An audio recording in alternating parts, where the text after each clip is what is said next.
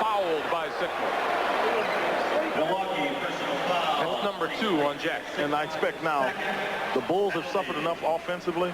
This is when the offense really starts turning and it becomes Michael's offense. He lets everybody else play as long as the offense is moving smoothly. But as soon as it staggers, he'll take it over.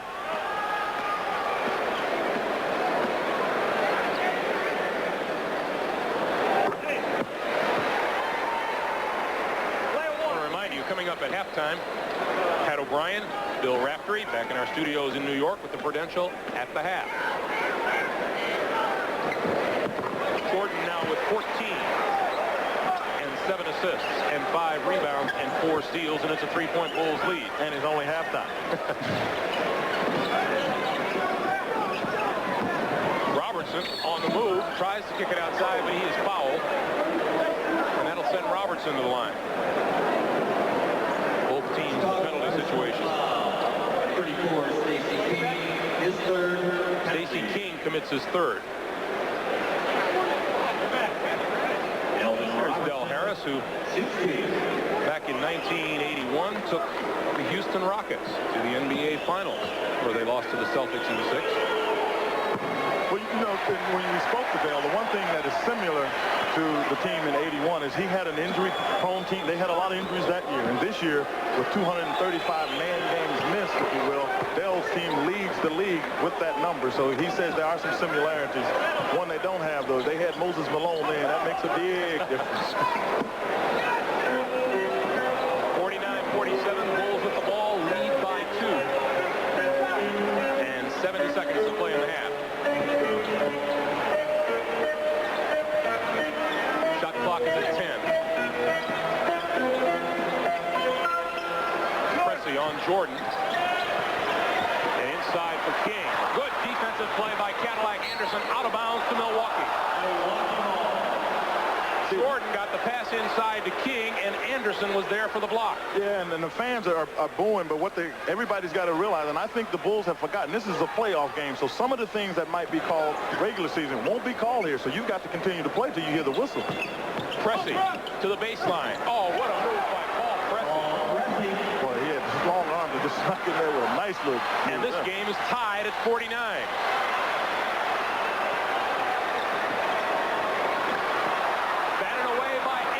The lead for Robertson, and a good speed for Anderson. But the pass that really keyed it was up Paul Pressey, because he looked up and Michael had an angle on Robertson, and Paul threw it away from Michael, and then Robertson had the presence of mind to tap it to Anderson. 20 seconds to play, 2-point Milwaukee lead. Their first lead of the day, Jordan with the miss, Anderson with the rebound. Here comes Alvin Robertson. Down the lane, and foul. Phil Jackson a bit more subdued about it than Michael Jordan was.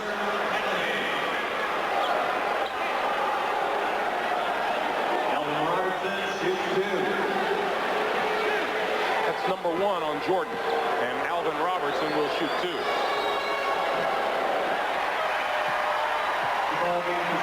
Into the game is rookie B.J. Armstrong for Bill Cartwright. Craig Hodges also comes in as Phil Jackson shuttles his long-range bombers in for the last 7.6 seconds. But not only long range, this is a better ball handling team, because the Bucks pressed the last time that they had a free throw, and I'm sure one of the things that Phil wants to do is preserve his club in terms of ball handling skills, so that's why he made that change. Del Harris counters with Fred Roberts into the game, and also Tony Brown. And his is just the opposite. He takes Jack Sickman out of the game. You just get a little more active body, so all of a sudden the Bulls don't come back, get a basket, and then get the fans in the game before you go out at the half. Robertson hits 1 of 2, 3-point Milwaukee lead. Armstrong tapped out of bounds by Roberts with 5 seconds to play. What a turnaround the Milwaukee Bucks have engineered here in the first half. Well, this is true to Dale's statement. He said his club plays well if they play badly on the first time. Let's see if Jordan gets this right back. He doesn't. Hodges spins, puts it up, and hits. That was a mismatch. He had Fred Roberts on him, and Fred just never recovered in time. 1.4. Jordan taps it away, and that'll do it for the half. We can't argue with with what's happened here. It's the end of the first half. 52-51 Milwaukee. The Prudential at the half coming up after this.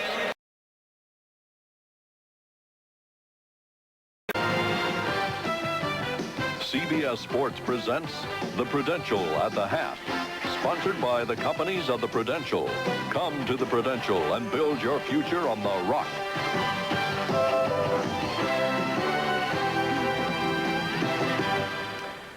And our score at the half, the Bucks lead 52-51 over the Chicago Bulls. And hi again, everybody. I'm Pat O'Brien along with Bill Raftery, and welcome to the Prudential at the half. And Bill, a 34-18 run by the Bucks. A lot of poise they showed us there in the second period. First quarter, they really struggled. They weren't into the game. And interestingly enough, the physical play didn't exist in the first quarter. Second, they got after it a little bit. Execution, and with that loud building, you've got to have poise. And to key in on the versatility of Michael Jordan, right? Well, this little replay that we're running shows Jordan's ability to get into the middle. Del Harris did not want this penetration. This was early in the first quarter. Of course, nice give-off showing his ability to find another player. But more importantly, the Bucks tightened up, did not permit that type of activity, and that's how they got back in this game. And they're up by 1. Billy, we have another NBA playoff game on tap today.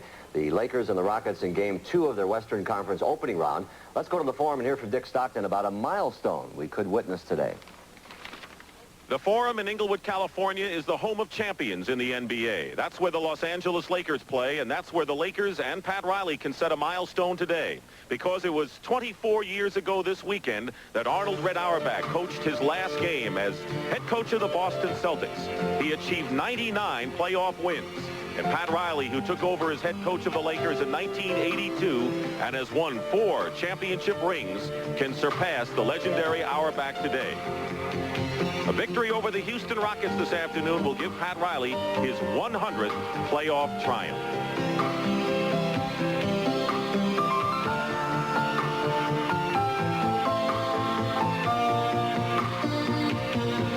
It's humbling a little bit for me, but I know Red will someday, when the good Lord takes him, will roll over in his grave because it was a Laker coach that happened to see him. Anybody else he would accept, but when the purple and gold, you know, but it's an honor. You know, all records are made to be broken. All it takes is time and a little luck, I guess. But he'll break it. I mean, there's no doubt about that. Of course, I was fortunate enough to do it in 20 years. He'll probably do it in less because of the simple fact they play a lot more playoff games now than they did then. Well, more than the record, Pat Riley wants another championship ring, and he'll take another step if the Lakers can beat the Rockets today, coming up later on CBS. All right, thank you, Dick. Hubie, gentlemen, we'll look forward to their game later on. We get late word now about another Western Conference series, Phoenix and Utah. Suns guard Kevin Johnson, recovering from a bad bout of flu, participated in this afternoon's light shoot-around. He had returned to his hotel room for rest. He's there now, and Coach Cotton Fitzsimmons will determine whether or not to play him at game time tonight. Well, you all know about the farewell tours for Dr. J and Kareem. Now there's another more subdued one in progress as the NBA bids adieu to referee Earl Strom. We'll share some of Earl's pearls as At the Half rolls on from Gotham City after a commercial and a word from your local station. Bill and I will be back.